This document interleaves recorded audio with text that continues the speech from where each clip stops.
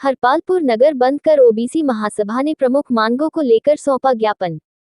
हरपालपुर भारत देश में विश्व के सबसे बड़े लोकतंत्र में ओबीसी वर्ग की जनगणना कराए जाने एवं 51% आरक्षण दिए जाने हेतु भारतीय संसद एवं राज्य विधानसभाओं के कानून बनाए जाने हेतु 21 मई शनिवार को ओबीसी महासभा के तत्वाधान में समस्त पिछड़ा वर्ग समाज, अनुसूचित जाति समाज ओबीसी महासभा द्वारा प्रदेश में बंद के तहत हरपालपुर बंद का आयोजन किया गया है। सर्वप्रथम हरपालपुर नगर बरियाधाम मंदिर से प्रांगण में 12 बजे से सभा का आयोजन कर हरपालपुर नगर को बंद करने हेतु मंदिर से मेन बाजार सब्जी मंडी होते हुए रेलवे स्टेशन पहुंचे, जहां पर नौगांव तहसीलदार सुनीता साहनी, नौगांव एसडीओपी कमल कुमार जैन, हरपालपुर टीआई धर्मेंद्र कुशवाहा, अलीपुरा थाना प्रभारी प्रमोद रोहित सहित भारी पुलिस बल के बीच प्रमुख मांगों को लेकर ज्ञापन सौंपा गया। मांगे पूरी नहीं होने पर प्रशासन और सरकार होगी जिम्मेदार। अनिल वर्मा, ओबीसी महासभा जिला मीडिया प्रभारी ओबीसी देवेंद्र कुशवाहा ने कहा कि ओबीसी महासभा की प्रमुख मांग पिछड़े वर्ग को 51% आरक्षण दिए जाने हेतु 50% से अधिक आरक्षण देने की बाध्यता को खत्म करने कानून बनाया जाए। त्रिस्तरीय पंचायत एवं नगरीय निकाय चुनाव में पिछड़े वर्ग को जनसंख्या के अनुपात में पूर्ण प्रतिनिधित्व दिया जाए। खजुराहो लोकसभा राजनगर विधानसभा अंतर्गत निवासरत ओबीसी महासभा छतरपुर के जिला ओबीसी अध्यक्ष कृष्ण कुमार पटेल, प्रदेश सचिव नरेंद्र पटेल एवं अन्य सदस्यों पर धारा 376 के तहत झूठा मुकदमा दर्ज किया गया, उसे जल्द वापस लिया जाए। मध्य प्रदेश में शिक्षक पात्रता परीक्षा 1 एवं 2 में चयनित शिक्षक सभी विषयों में 27% आरक्षण के साथ सूची जारी कर नियुक्ति प्रदान की जाए। मध्य प्रदेश लोक सेवा आयोग द्वारा आयोजित परीक्षा में चयनित आवेदकों को 27% आरक्षण के साथ सूची जारी कर नियुक्ति प्रदान की जाए। किसानों की फसल जिस समर्थन मूल्य पर खरीदी गई है, लंबित भुगतान महंगाई दर के हिसाब से किया जावे। यदि इन सभी मांगों पर कार्यवाही नहीं होती है तो अन्यथा की स्थिति में ओबीसी महासभा पूरे देश में सड़क जाम, रेल रोकने एवं गतिविधियों एवं आंदोलन करने की स्वतंत्रता होगी। इसकी संपूर्ण जवाबदारी समस्त जनप्रतिनिधि एवं प्रशासनिक अधिकारियों की होगी। हरपालपुर बंद में ओबीसी महासभा सहित SC/ST कांग्रेस ने किया समर्थन। 21 मई हरपालपुर बंद के हेतु देवेंद्र कुशवाहा मीडिया प्रभारी ओबीसी महासभा छतरपुर, सोविंद यादव तहसील अध्यक्ष ओबीसी महासभा नौगांव, निशांत यादव नगर अध्यक्ष हरपालपुर, पुष्पेंद्र यादव प्रदेश उपाध्यक्ष यादव महासभा, उपेंद्र राय जनपद सदस्य, चंदन अहिरवार प्रदेश पदाधिकारी भीम आर्मी, राजा कुशवाहा मंडल अध्यक्ष हरपालपुर, अनिल वर्मा प्रदेश उपाध्यक्ष भीम आर्मी, कांग्रेस नेता अमित अग्रवाल, रम्मू शुक्ला सहित सैकड़ों की संख्या में लोग ओबीसी SC/ST के पदाधिकारी उपस्थित रहे। सामाजिक तथा शैक्षणिक दृष्टि से पिछड़े हुए समुदायों को अनुसूचित जाति, अनुसूचित जनजाति अन्य पिछड़ा वर्गों के रूप में 3 वर्ग बनाए गए हैं। जनगणना में इन तीनों वर्गों की दशाओं के आंकड़े एकत्रित किए जाने चाहिए, लेकिन अनुसूचित जाति, अनुसूचित जनजाति वर्ग की जनगणना तो होती है, किंतु अन्य पिछड़ा वर्ग की जनगणना नहीं होती है, क्योंकि जनगणना फॉर्मेट में ओबीसी का कॉलम नहीं होता है।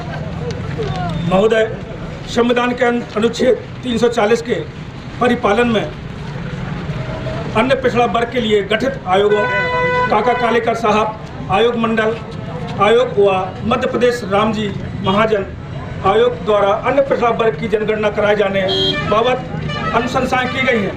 तदनुसार इस हेतु संसद में बनी सहमति के आधार पर जनगणना 2011 में पृथक से अन्य पिछड़ा वर्ग के आंकड़े एकत्र करने प्रयास किए गए, किंतु आंकड़े जारी नहीं किए गए। ओबीसी महासभा द्वारा लंबे समय से प्रतिमाह ज्ञापन देकर जनगणना 2021 के फॉर्मेट में ओबीसी की कॉलम बनवाने शासन प्रशासन में निवेदन किया जाता रहा, लेकिन पूर्व की भांति इस बार भी जनगणना फॉर्मेट में अन्य पिछड़ा वर्ग ओबीसी के कॉलम नहीं है। फलस्वरूप ओबीसी वर्ग की जनसंख्या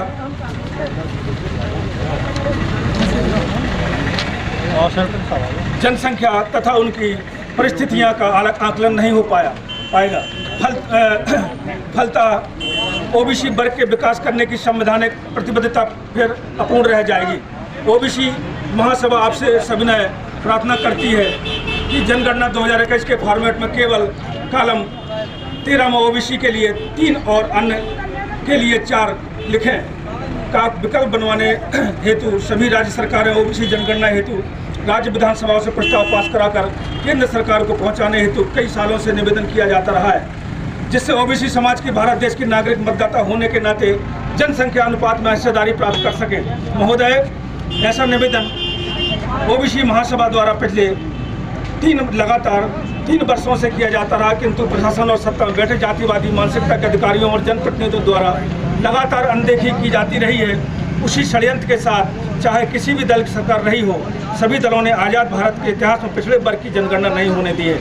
और साथ ही जो पिछड़े वर्ग समुदाय के संबंध में रखने वाला कोई भारतीय नागरिक हक एवं अधिकार के लिए संगठित होकर किसी भी प्रकार से अपनी आवाज़ को सरकार अथवा प्रशासन तक पहुंचाता तो उसके खिलाफ सत्ताधारी पार्टी के नेताओं जैसे सांसद, मंत्री, विधायकों के दबाव में आकर पुलिस प्रशासन द्वारा झूठे मुकदमे दर्ज कराकर कार्रवाई आज की तारीख में अपने चरम सीमा को लांघते हुए अन्याय और अत्याचार के अंतिम शिखर को भी पार कर गया है।